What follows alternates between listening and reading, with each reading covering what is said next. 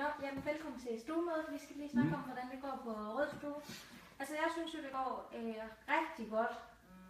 Hvad tænker I? Jeg tænker også, jeg har fuldstændig samme forståelse af, at det går rigtig, rigtig godt. Jeg synes, stemningen er virkelig, virkelig god, og alle børnene, de er virkelig, der er virkelig god stemning, det synes jeg. Jeg oplever også en rigtig god børnegruppe, vi har på den her stue. Maja har udviklet sig helt vildt i forhold til, hvad jeg havde tur håb på. Det er rigtigt.